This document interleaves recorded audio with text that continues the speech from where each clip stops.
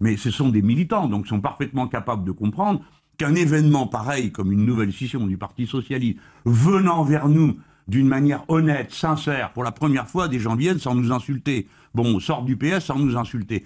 Eh bien, ils ont naturellement leur place dans ce label commun. Mais donc on a compris qu'ils seront sur la liste. Julien Drey, ça pourrait être le prochain à accepter cette convergence? Je ne sais pas, c'est à lui de savoir. En tout cas, il faut aussi qu'il tienne compte du fait que nous ne sommes pas la mer des Sargasses. Hein.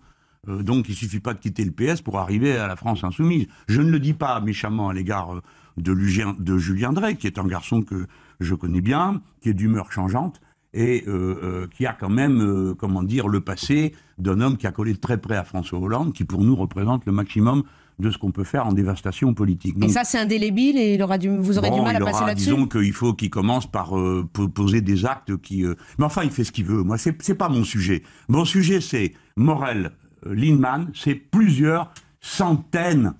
Et maintenant, tous les socialistes qui en ont par-dessus la tête du vaisseau fantôme ont un lieu d'atterrissage. Pour l'instant, Olivier Faure dit c'est Morel et Lindemann et c'est pas toute l'aile gauche du PS qui s'en va avec eux. Oui, il a fabriqué depuis une aile gauche, ça m'amuse beaucoup de voir ça.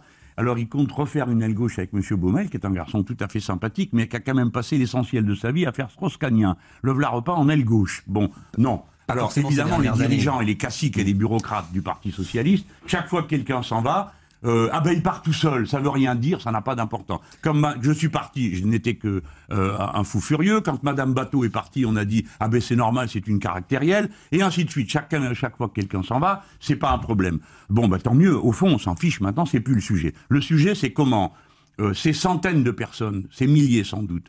Il y a quand même, hier, vous l'avez peut-être vu, par exemple, j'ai appris que le maire de la Seine-sur-Mer, qui est une grande ville du Var, sortait en même temps que M. Emmanuel Morel. J'ai appris que, comme ça, plusieurs dizaines de conseillers régionaux, où c'est pas la petite équipée de Benoît Hamon, dont on n'avait pas compris pourquoi il quittait le Parti socialiste, ni qu'est-ce qu'il comptait faire au juge, et qui, à peine dehors, a commencé surtout à nous tirer dessus. C'est là quelque chose de plus sérieux, de plus profond, et je pense que les socialistes, il y en a des milliers dans le pays, vont se rapprocher d'Emmanuel Morel, parce que, au demeurant, nous ne sommes pas la structure, nous ne sommes pas un parti, je le rappelle encore une fois, nous sommes un mouvement, un label commun. Donc il faut qu'il transite par une forme organisée, celle de Morel-Lindemann.